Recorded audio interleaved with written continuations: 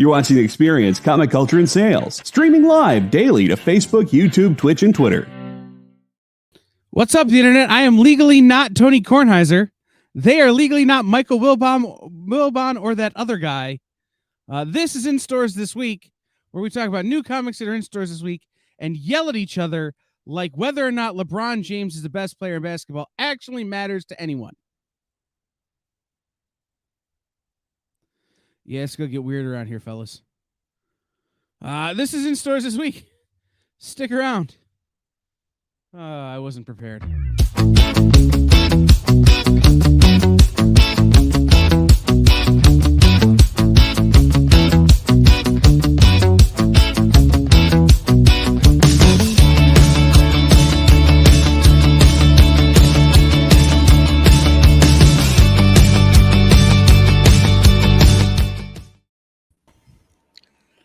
I don't know about this new layout. It's terrible. Just terrible. That's Charles Barkley. Yeah, I know. I don't have a Wilbon invitation. I don't think if you had a Wilbon imitation, I would be more concerned than I already am. Well, we could go with Ronald Reagan, which is one of my go-tos. But No. Not going to do it. If you do Ronald Reagan, then I have to do Bush. Not going to do it. Not going to do it. Or I'll feel your pain. Yeah, Jay can do George Bush, and I could do Al Gore. Operation Lockbox. I got to tell you, nobody cares. By the way, those impressions are so old that neither Jay nor I should get them. Oh, no. If you want old, I understand that we can go very old if you really want to. It's true. Old tricky dick. Yep. All right. So we did a thing. I did a thing after we talked about it, but we did a thing. We're going to change the way the show looks a little bit and hopefully give it some more continuity and understanding in that none of our faces will get covered up all of the time. And, I don't know. We'll see what happens. But this is In Stores This Week, where we talk about new books that are in stores this week. And I wanted to give a quick mention to a book that we didn't get a review for, but that I got a copy of already. And I couldn't share it with you guys because I don't have a PDF. I had a physical copy. You got a phone with a camera. You got a phone with a camera. I have been sworn to secrecy. An NDA was signed. My life was threatened, and more importantly than my life, my chicken wing connection was threatened. Serious. But Damage Control this week, the backup story, features the art of my good friend Jay Fosgate. It's very funny, and Jay understands cartooning better than any human who has ever lived. I was told I had to say that, or he would come between me and my connection to chicken wings. So, let's do the thing. Let's start here. Ooh, I want to start on this one for one reason. Because when we did the Red Sonja fairy tale and the Vampirella fairy tale, I told you guys I didn't see the purpose for it. I thought they were just boring. And I love this one. I love that it's John Carter telling the story to their kids. It's an actual fairy tale. It's a loose variation on Snow White. But it is much better, and I really enjoyed this one, which surprised me because, like I said, I really didn't like the first two fairy tale ones, but I was in on this one. I agree with you, Dan. My thing was this week, I didn't find any of the books to be particularly not great. Yeah. However, with this one, I just kept hearing the voice of Bob Saget, especially once it gets revealed that I had been reading How I Met Your Mother Mars Edition. That's wow. And there's nothing wrong with that. Like, this book was good, but it just the end kind of took me out of it. Like, I thought, oh, this is great. I'm having a good time with it. It's a fun read. and then bam. Well, kids, that's how I met your mother. But I don't think it's supposed to be. I think it's just him telling a story. It It's is. not exactly the truth. It is, but my brain is the way my brain works, the way my brain works, you know? Yeah. Now I got the theme song stuck in my head. I love that show. I love that show. First of all, Ed Weird, Amy Comics, how's it going? So Snow's Your White. The art was kind of off and on for me on this one, but I definitely like this one better than the other two. I just have one small gripe outside of the art though. Can we stop using the line "She's no damsel in distress"? Because honestly, when are they ever anymore? Like they always say no damsel in distress, but they're not. They're clearly not. You know they're not. She does have a line though that my millennial brain tricked me into reading when she says, what was it? Not today, ISIS. I read not today, Satan. And I was like, that's not what she said, is it? And I read it. I was like, oh no, that's not what she said. I do like the twist in this story that it's 7 Tharks, and aren't Tharks like 7 to 10 feet tall or something like that? Yep. Yeah. Instead of like, a smaller species on Barzoom, they went with the taller ones. This does read kind of predictably. Like the minute that John goes to kiss her, I immediately knew he was going to get smacked. They do that a lot nowadays with that party. Though I will say what happened to the stepmother was kind of surprising. I thought that was pretty awesome. But yeah, this was definitely better than the other two. I kind of like the fact that it's John telling a story and not us just seeing a story. Yeah, it's a fairy tale. It kind of also to me had like Joseph in the Amazing Technicolor Dreamcoat vibes. It's like, oh, okay.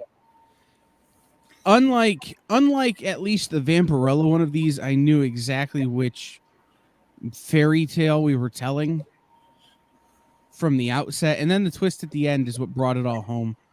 Again, I thought it was good, but it was nothing if not predictable, which is why it's so high on the list. So, all right, next up, Star Wars Hyperspace Stories #1. I thought this was fun. Getting to see Anakin, and I mean, it's kind of Clone Wars era, seeing a younger Anakin before he and Padme really kind of. It feels like this takes place before Episode 2. Yeah, if I'm thinking timeline wise. But I thought it was a fun story. I always love B1 droids just because of the Roger thing. It's just so ridiculous that it's fun. Yeah. But also, I felt bad about the Wookiee at the end. Yeah. That's what I got. I've never been a fan of these Dark Horse Star Wars kind of spin-off stories that aren't main canon. If for no reason other than they tend to confuse the bejesus out of me. Okay. That being said, this was incredibly fun.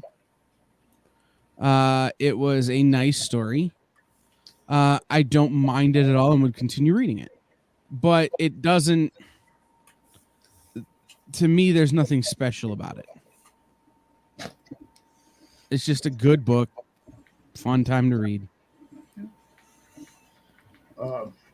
For me, I like Star Wars. I don't have like an extensive knowledge of it, but I like to learn new things about the universe though. And this kind of did it for me a little bit with that. It was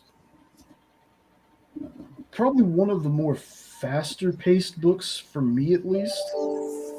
Um, I'm guessing with it called being called Hyperspace Stories, that we're going to get more stories. Hopefully, not just Anakin and Jedi and Sith. It's just the entire universe. Because I really like the Mandalorian, and I would really like to learn more about the Mandalorians. But I'm with y'all. I'm curious to see what issue 2 is going to be like. Yeah, I think we'll get more on the Mandalorian from the Mandalorian series, the TV series, when we get back to it. I don't know how much they're going to dive into it in the comics. All right. Moving on.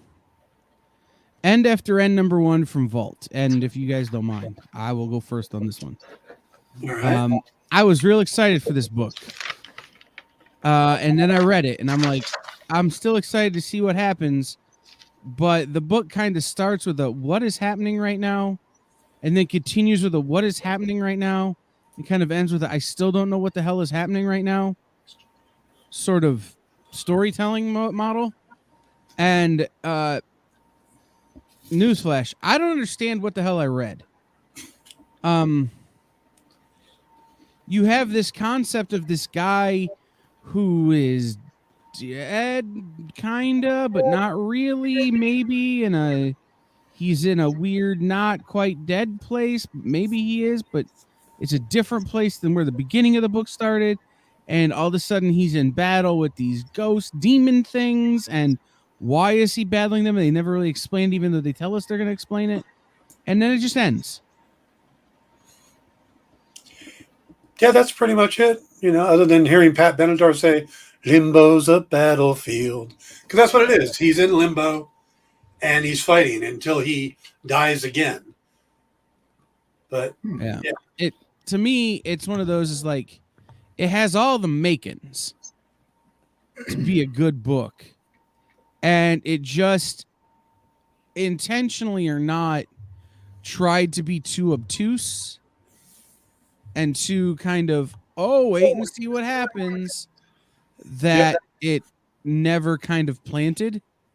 Yeah, it's all set up, no payoff. Right. And Tim Daniel's a great writer who I've quite liked, like when he did Bedlam and other things, but this is just not, I don't know. There's something about it. I got to read issue 2 to tell. I mean, this is the same guy who wrote Archer and Armstrong Forever and who wrote Barbaric, and it's one of those things. I got to see it. I got to see what issue 2 does to tell me whether or not issue 1 is any good. Yeah, fair enough. I'm pretty much on the same boat with you. I'm gonna need more. Like, this just throws you in and gives you no answers to anything. And this is one of like 2 hypocritical points I'm gonna make tonight. But I'm always asking for something different. This was a little too different for me. So, I mean, I'll see how issue 2 goes, but I don't know about this one yet. Yeah, I wouldn't continue with this one because, again, it's a lot of setup, but there's no hook. He could have spent the whole issue doing the setup and then giving us something big at the end, which I'm not a big fan of, but he could have done and got people to go, oh, and then move on to number 2. But we didn't get that. We just got all set up. I think what we're supposed to believe is that our main character's like in a coma or, like on life support or something, and isn't dead in the real world yet, but he's in this new kind of other plane where your soul and body go when you're not dead yet, but you're going to be. Not dead yet. A shot of him like lying in a hospital on machines would have paid off all of the setup and got you, okay, now I get it. Yeah. So, what up, Triple B? Sean, everybody, thank you for liking the new setup. It's not nearly as easy to put together as the old setup, but it's far more effective, I think. Yeah. Mm-hmm. So, all right, next up, Grimm Fairy Tale 2022 annual, which I think is about the 8th annual we've gotten from Grimm Fairy Tales in 2022. This is Grimm Fairy Tales Endgame. I'll go ahead and take this one, and that's one of the thoughts I had. Infinity War or Endgame-esque in my head. Yeah. Very first thing. Yay, multiverse Zenoscope team up. I honestly just skimmed this one. I'm starting to get over multiverse comics. Like it's cool to see different versions of a character, but at the same time, it's a gimmick that's kind of running its course with movies and every comic jumping on it. And to be super honest, unless it's Tales of Terror or Goatman and Bunnyman or some of those other Zenoscope titles, I'm going to sound like the old man here. I think older Zenoscope was better. I just can't get into all these annuals and stuff. Like, I've tried, but I don't know. I just can't get into them. Well, I'm not going to argue with you that older Zenoscope is better because I used to write older Zenoscope. So I'm a little biased. That's why it was better. Dan needs to go back. I got to tell you that when I started reading the book, I was really liking it. I was getting into it. I was like, okay, now who's this one again? Who's that one? And about a third of the way into the book, I stopped really seeing a difference between the characters. And by 2/3 of the way of the book, I didn't care anymore and really just started skimming. You know, it just kind of lost me because it's like, way too long, and just so many characters that are so similar, and they really didn't. There weren't even anybody calling each other by name, so you could pick up who's who. So, yeah, it wasn't new reader friendly, which again, hard to be when you're doing this type of story. You know, it's kind of like the culmination of things. But yeah, it needed something. And lost me by the halfway point. When the cover said 62 pages of content, You cried a little, didn't you? I immediately went, all right, I'll read the first 5. We had a lot of books that were more than 22 pages this week. A couple. There were a lot of books that were in that 40 to 50 page range. And including one where I'm going, are we done yet? And this wasn't it, because again, I only read the first 5 pages. And the thing that I would take away from the first 5 pages is the thing that I've been jumping up and down on Zenoscope about now for weeks and weeks and weeks. Pick a story and write it.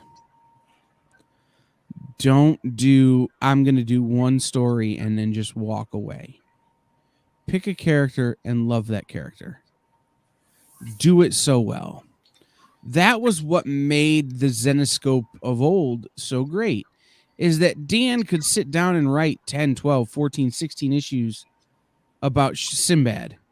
Dave could sit down and write 10, 12, 14 issues on Belle or on Robin Hood or something. Like, you guys could come up with a story, tell the story, and not have to be like, well, we're going to do it in 62 pages so you have more time, but you still only have one freaking issue. Because you're doing too much, but at the same time, you're not doing enough. You can't hash out a character, develop a full storyline, make people emotionally connect, and then tie it all together in 62 pages.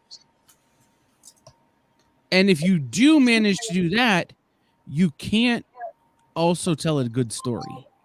You've got to just be hitting those high points. So I think huge, giant, colossal mistake, and was very unimpressed, but I did enjoy looking at the pictures. Oh yeah, the art was gorgeous. Yeah, it was really good art this time. And it seemed consistent. Yes. All right. Samurai Sonya number 3. I have two questions about this book, and maybe you guys can answer it. Why is she a Sonya? I don't understand her connection to Red Sonja. And why are we telling this story? I can't answer either question because the question I had for this book is why? You guys loved this book in the beginning, and I was kind of meh on it. This is not it's an interesting fight choreography, right. But we spent last time with a monkey, and now we just fighting a guy on a bridge. Where are we going with this? I like hit the like and subscribe buttons, please. Oh yes, absolutely. Yeah, hit like, subscribe, # follow, all those. Make sure you click the bell. I liked this book because it was different. That's why I liked the first two issues. Right? It is so different than every other Sonya story Dynamite's doing. It's just so different. Yeah. Until it wasn't. And this wasn't. And so the thing that made this special is no more. And if this book isn't special, then it isn't worth reading.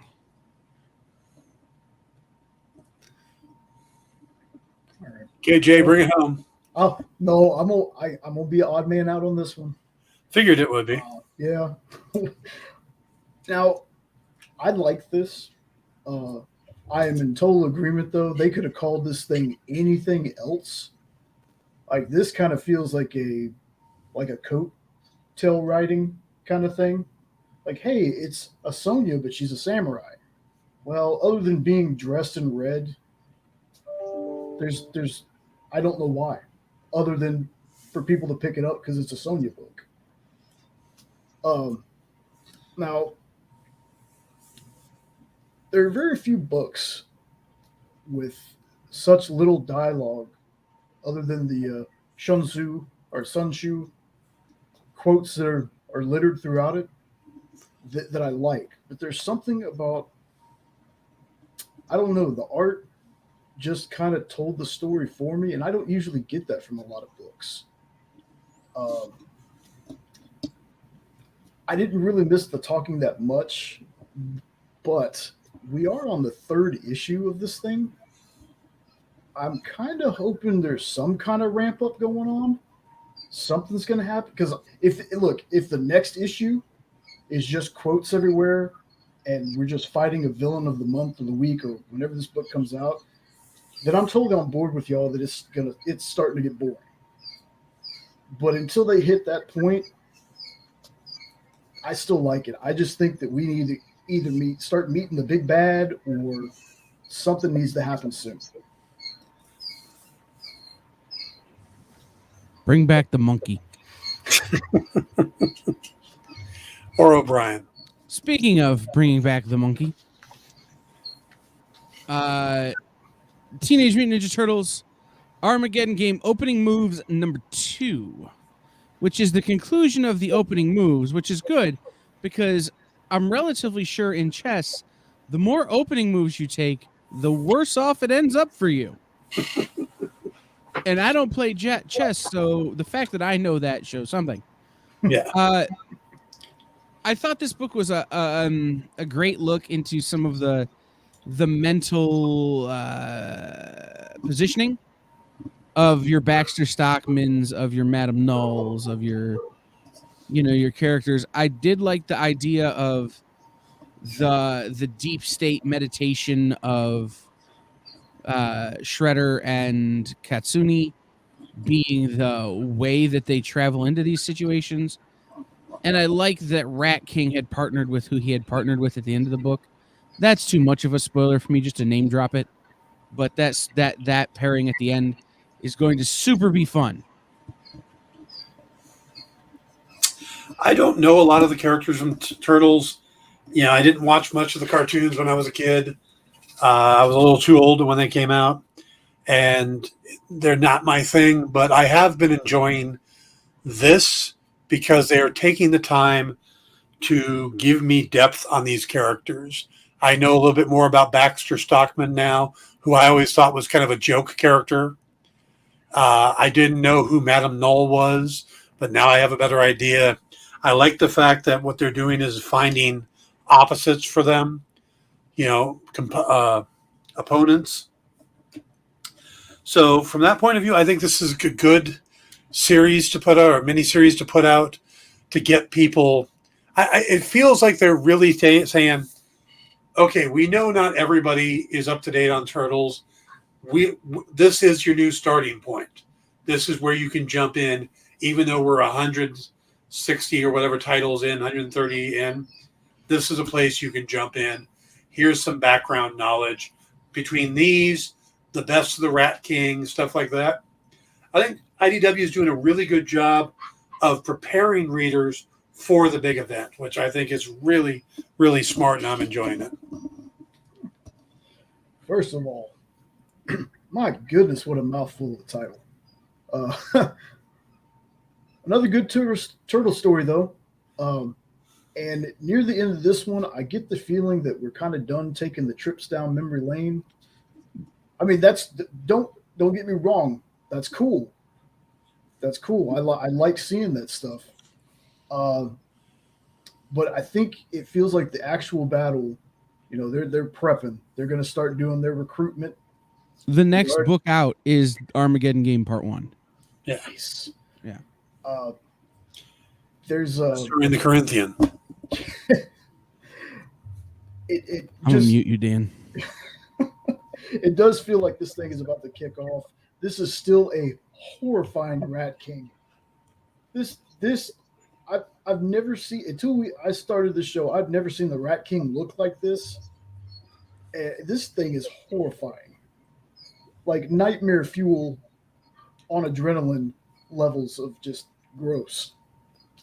I'm still, the kid in me still battles though with the good Shredder aspect of it, but that's also because I don't have the other 100 and whatever titles to see how he really got there. But I am very excited to see where this goes. So, just for you who are keeping up, next week, TMNT The Best of Baxter Stockman is in stores. The week after that is TMNT 132, which is a continuation of this back in the regular TMNT universe. And then,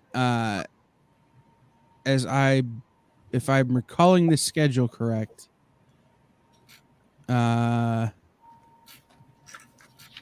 there's a week off before Armageddon Game actually happens, like in a month's time.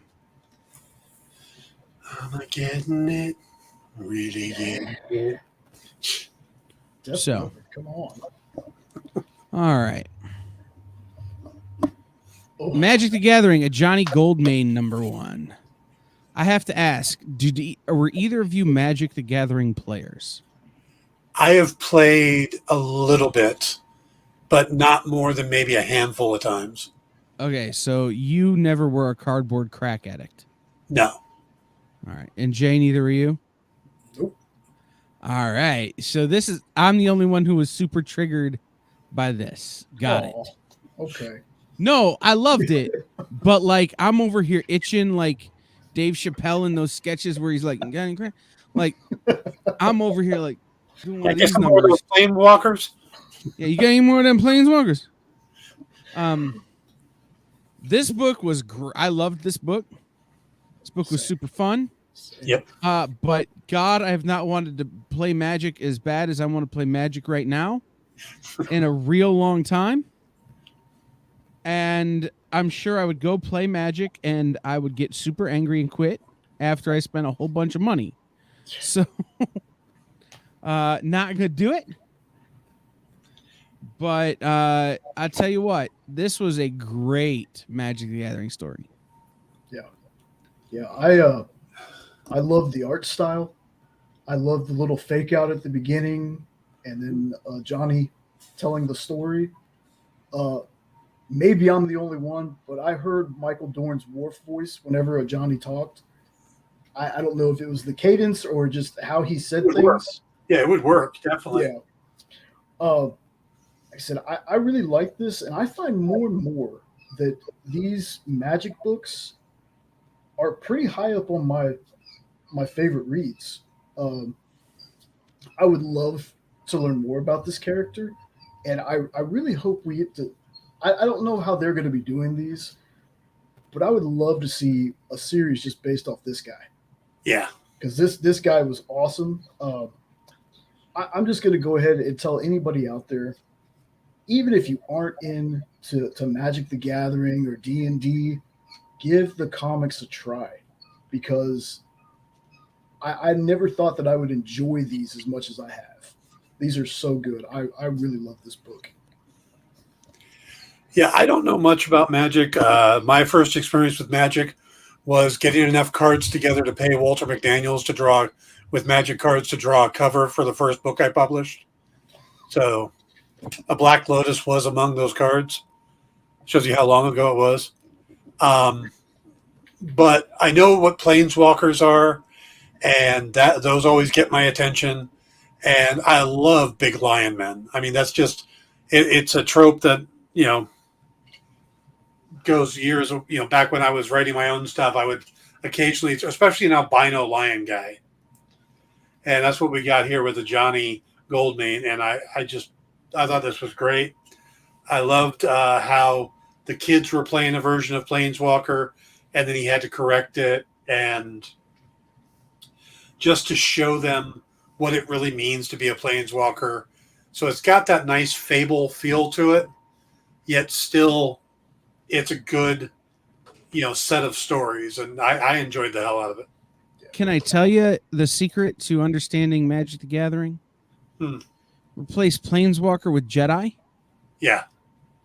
And replace the worlds with Star Wars worlds. It's a very similar, in terms of universality, between Magic and Star Wars. The Planeswalker are the Jedi. There are good and bad Planeswalkers. So some of the Planeswalker are the Jedi, some of them are the Sith. Like it's, that kind of thing. The thing I love about the Magic the Gathering comics, and I was worried about it when they left IDW, and they went to Boom. What IDW had done for years was publish the larger mythos surrounding the game as the sets came out. So if WotC or Wizards of the Coast would release a set on Zendikar, the Magic the Gathering comics would tell stories on Zendikar. And I'm worried, and I don't know because I'm not playing anymore, that Boom is just telling stories in the Magic the Gathering universe. However, I don't think that's a bad thing given this book, which is the first Magic book I've read since it moved to Boom. So, this gives me great hope in terms of Boom Studios doing what they do so well with things like Firefly and Buffy and some of these things, in terms of expanding a universe beyond where the other versions of that universe have ceased. And so I thought it was great. I do want to play Magic, and I will have to go bust out my Commander deck and find someone to play with just to scratch that itch. If you're around and you want to play Magic the Gathering, hit me up. But yeah, it's, it really did kind of harken back to the thing that I loved about Magic as a kid, and then as an adult, and then again as an adult, and then again as an adult, as I've played and then stopped and then played and stopped. So, all right. Wind, the Throne of the Sky. Throne in the Sky, number 1. We did not, as a group, read Wind Volume 1. Which probably would have helped. Wind Volume 1 was enormously successful. And I thought they did a really good job at the beginning of this book of kind of catching you up. Yeah. I think, and this is a personal thing, it was the last book I read, and I read them all last night. So I ended up kind of skimming the last half of this book. It just didn't kind of catch me. I mean, it was like, okay, this is interesting. Magic is banned. Kids got pointy ears. Yeah, a lot of pages. Yeah, It's true. so Understandable. it didn't do much for me, but I thought I recognized this title when I first saw it, and then I remembered seeing the first cover for the first issue of Wind. The start of this book gave me it gave me enough to where I wasn't totally lost. There's still some things that I was like, I kind of want to go back and read this. But for me, it was an interesting story. I like the creature designs in it.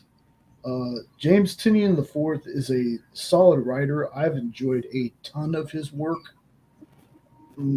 Like I said, after reading this one, I would probably go back and read Volume 1. I enjoyed it.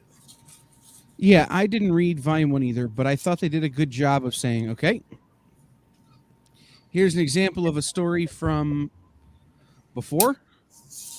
Here's a quick catch-up, and here's where we are. And let's just go from there. That said, it was a lot of pages. yep. This was the book that I go, are we done yet? When they're moving into their fourth setting. I'm going, Yeah, that's where I was too. I thought like the tease that happened, though. Like, I'm glad I just read the last 3 pages or whatever it was. Because I liked the tease going forward. And yeah, it's one of those that I would be interested to continue reading this story. I'm unlike Jay, I might not go back and read the first volume, but I would read the synopsis of it. So, I would read the Cliff's Notes. So there's something there. All right. Triple B says the next 2 books I pre-ordered. Can't wait to hear what you have to say, which is why I've started listing the books here on the side, right? So people can kind of know what's coming. Smart. Yeah. Book of Shadows number 2. I'll take this one first. All right. It was another killer issue for me. There was a bit of dialogue that did confuse me though. Punk Mambo says something along the lines of he shook off this ring, and some of the nastiest demons and sorcerers are trapped in, but not him. And for some reason, reading it, the wording just hit me weird. I was like, I don't know. That just feels weird the way that it was said. But I mean, outside of that, that's my own little weird nitpick. I want to say it's X-Arc. Maybe it's Arch, but X-Arc Fane, the bad X-Arc. Okay. X-Arc Fane. Oh crap. Kind of reminds me of Master Dark, who was from older Shadow Man lore. But he was different enough to where it didn't feel like a repackaged character. He felt a lot more powerful with that book.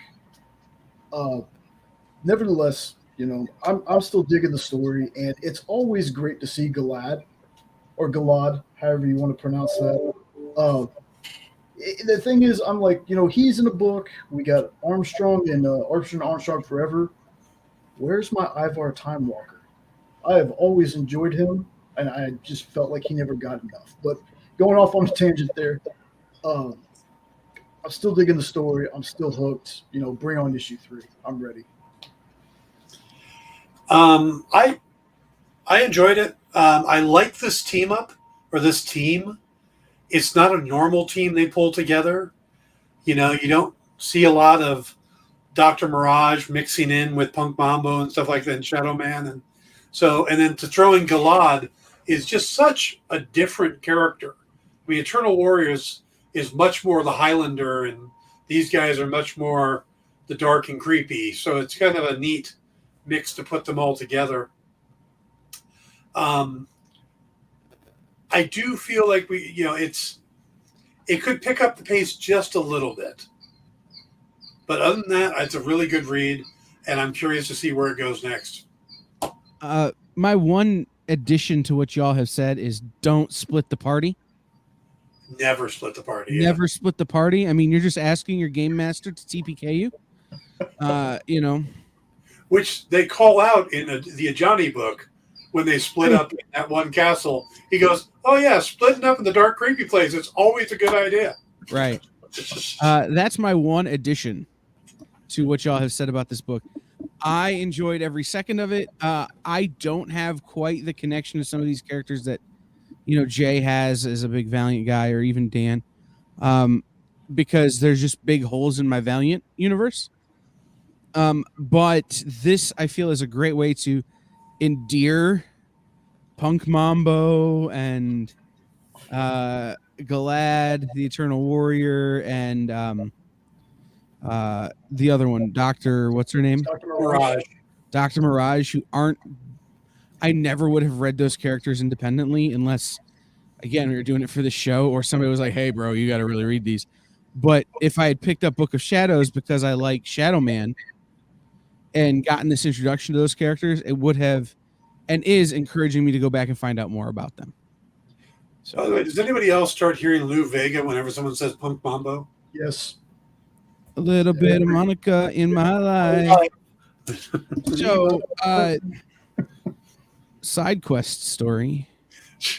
Lou Bega has had a massive career in Europe, even though he only ever achieved one hit in the United States, as a club DJ, putting mambo and salsa beats under pop songs.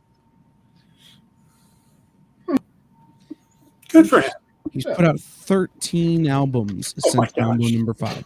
Wow. Again, most of them are club, you know, cover albums, like of club music. David Hasselhoff being big in Germany. Yeah, Lou Bega, real big in Spain. Yes. All right, our last book, speaking of someone who's big in Spain, is Minor Threats, written by Matthew the Raven, Happy from Happy, and Spence from The King of Queens, Patton Oswalt. And isn't Jordan Blum from the horror stuff? I don't know. Isn't it Blumhouse? Oh, maybe. Hold on. I can find out. Well, you look it up and I'm going to talk, because I was really impressed with this book. I was surprised because there's a lot of world building and just setup, yet there's this good story going through. We learn a lot about the main character. We learn a lot about the setup in the universe. We're looking at it from the villain's point of view. I was really taken by this book. You know, I liked it. Yes, Cal. Jordan Blum was the head writer and executive producer on MODOK and American Dad. He was also a writer on Community. And he directed a bunch of short comedy films. Oh, okay. There is definitely a comic beat to this, or comic undertone, but it's also very serious. And it's basically the minor threat villains in the world trying to save themselves in a very unique way. And I love the setup on this. I'm really looking forward to seeing this one continue. Yeah, I was super excited when I first heard about this, because I'm a Patton Oswalt fan. And much like David Desmalchin, he has some comic cred, at least in shows, because he was Agents of S.H.I.E.L.D., and he was the voice of MODOK, and now Sandman. Well, he was Happy, the unicorn in Happy. Yeah. I mean, Patton Oswalt has my favorite nerd quote ever. The biggest fear any nerd has ever had is to be at a party and have their obscure reference gun jam. Yeah. This was not what I was expecting at all. And I mean that in the best possible way I can say that. Because, I mean, I was just expecting it to be, you know, comedy and, you know, some sight gags, like the whole spiel. I was kind of expecting not so much the Justice Warrior book that we read, but something maybe similar to that. But, you know, I mean, there was some parody characters. But this was a well thought out story that could really go somewhere. I mean, this was a really, really good first issue. Man, there's a few characters that I'm super interested in learning more about. So I'm just here's hoping issue 2 is just as good. I really, really enjoyed this. This was one of my favorites. Yeah, I'm with you. I thought this was, for me, this was the high point of the week. One, because it was the normal number of pages. Yes. But two, Patton Oswalt has written a bunch of stuff. He's written Serenity. He's written The Goon. He's written Detective and JLA and stuff at DC. He's not new when it comes to comics. And by the way, he plays in a Dungeons and Dragons group with Brian Posehn and Jerry Duggan, and Vin Diesel and a whole bunch of people. So he's not part of this industry. And so the thing about it for me that made Minor Threats a seller is that he's taking these characters that aren't your name brand characters and telling a story with them, which Patton Oswalt is a character actor. Anyone who's ever seen him as Garth Blunden in Parks and Recreation. Yes, that's a very deep cut, Dan. Knows his abilities as a character actor. So I really do think that he's able to take himself and put himself in the shoes of each of these characters and figure out how to most accurately write their dialogue so that it feels like a real book. And the other thing I wanted to say about this feels sussed out enough to instantly go into production show or a movie. Yeah. There's a real sense of urgency and danger that goes with this, which I didn't expect. Yeah, it really does feel thought out and final, and in that they know where they're going and they know how they're going to get there. And so, unlike some of these that sometimes tend to meander, this feels like it's ready to roll. Yep. So it also feels a bit like The Flash, because the Rogues Gallery have this code of things they don't do, and that's what they talk about in this too. And it's kind of the basis for all of this. It's true. So, all right. Hey, we made it through the books.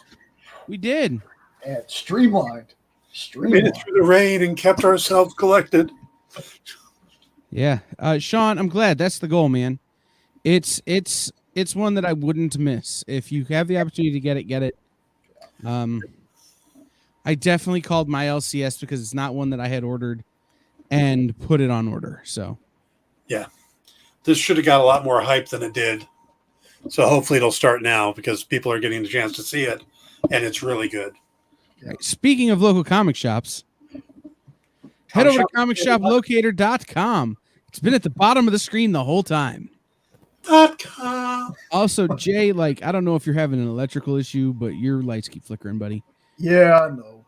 You might want to, not burn your house down. The aliens are back.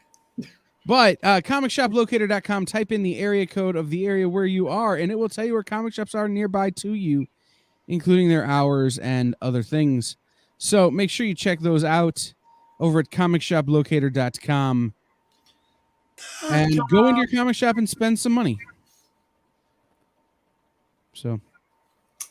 Yep. All right. And for Jay and Dan, I've been Kyle. I'm totally unprepared to end the show because I've got things closed over here in my side. This has been Stores This Week. We'll see y'all next week.